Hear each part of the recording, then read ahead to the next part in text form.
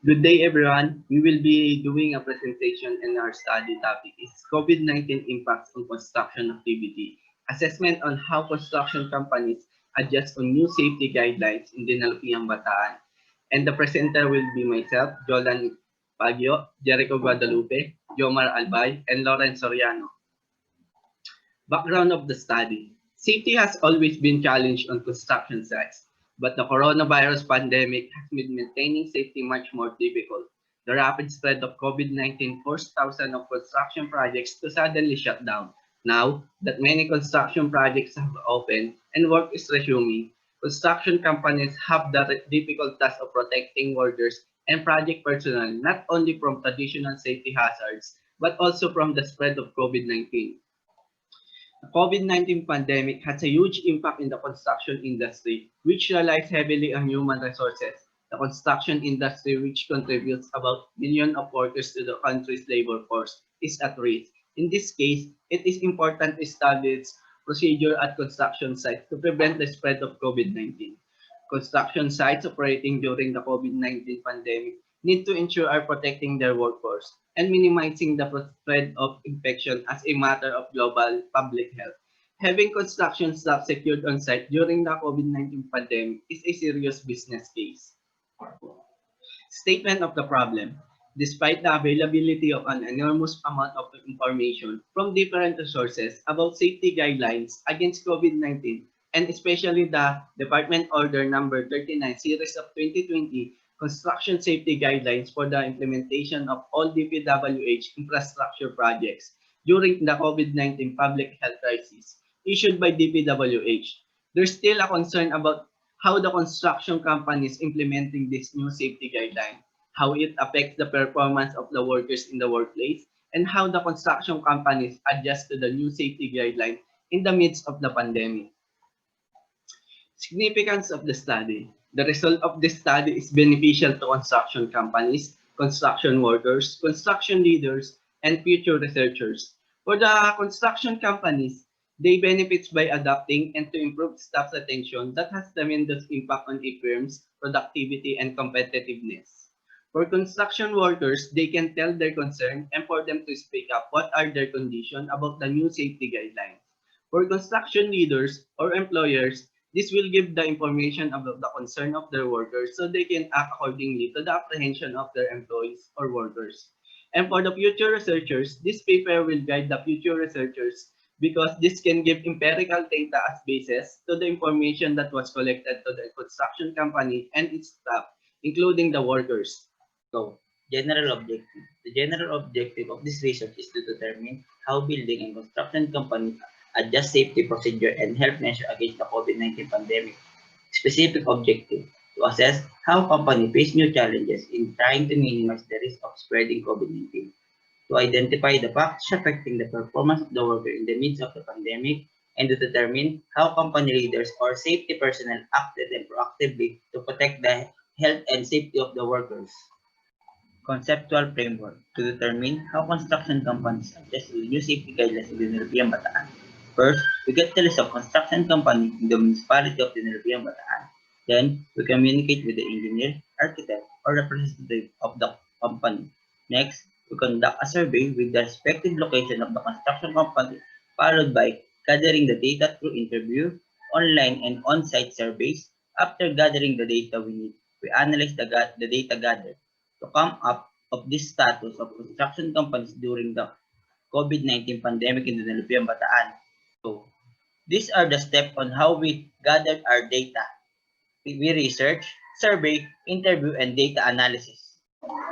Findings and analysis. Paragraph 1 shows the age of the respondents. Majority or 51.76% of the respondents belong to the age group of 21 to 25 years old, while the lowest percentage of 1.18% belong to the age group of 46 to 50 years old. Paragraph 2 illustrates the sex of the respondents, where 95.88% of the respondents were male, while the remaining percentage of 4.12% were female. In the bar graph, first bar presents the assessment of the employees when active social distancing has been implemented in the place where they work. Despite the safety of proper social distancing, Large percentage of 46% of the respondents believe that it was never implemented, while only 1% of them see open. The second bar interprets the assessment of the respondents as to how often is the disinfection of the equipment takes place in their workplace. 29% of the respondents never notice it, and 4% often notice it.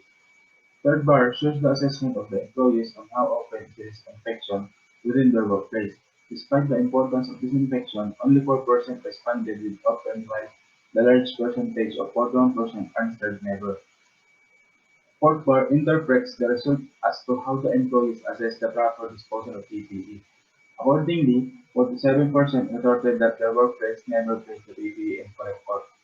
Fifth bar shows the responses of the employees when asked about the monitoring of their health condition after and before work. Majority of the respondents answered never, and only 1% of them has been monitored always or very often. Sixth bar presents the response of the employees when asked if they follow safety guidelines and protocols. Despite the top reminder about this matter, more than half or 59% of the respondents then answered never, while only 1% followed very often and always. Seventh bar illustrates the response as to how often does a safety officer do the monitoring. Given the fact that it must be observed at all times, the respondents reported that only 1% noticed that safety officers monitor always, while a large percentage of 46% answered not. 8 bar shows the response of the workers when asked if they were given seminar or orientation. With all the 170 respondents, only one of them experienced it always, while a large percentage of 43% never received such. Ninth bar interprets when asked if the employer is helping them to prevent COVID-19. It shows about that 45% of them reported labor, while only a small percentage of 3% answered open.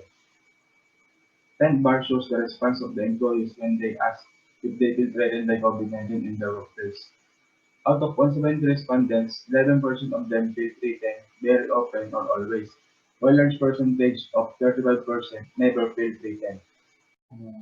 Continuation of findings and analysis. Table 1 interprets when employers were asked about their perception regarding the implementation of DPWH Department Order Number 39, Series of 2020. Only one of them found it easy to implement, while the remaining 10 believe that it's hard to implement. Table 2 shows the response of the employer on how often their subordinates follow the law. 5 out of 11 answered always, while the remaining 6 employers answered sometimes. Table 3 interprets the response of the employers when asked how long it will take for them to finally adopt the law, and only one of them answered that it will just take days, and one believed that it may take years to fully implement the law. Table 4 says when employers were asked on what is the way that their company implements in order to avoid COVID-19, 6 answered implementation of orientation, 4 answered social distancing, and one of them answered that they modified work schedules to stagger work.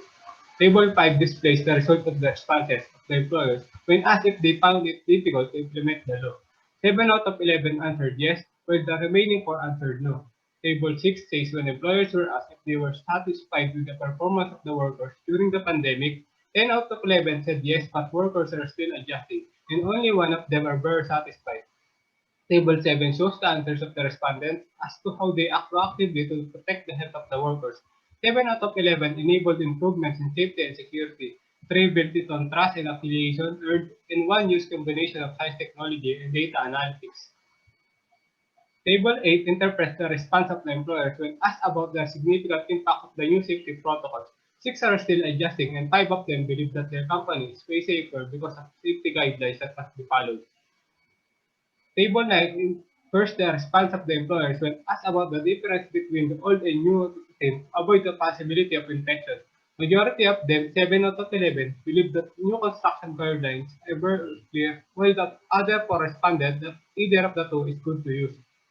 Table 10 shows that when asked about the readiness to face the new challenges posed by COVID-19, only 2 out of 11 are well prepared, 4 are still adjusting, and 5 of them are somewhat prepared.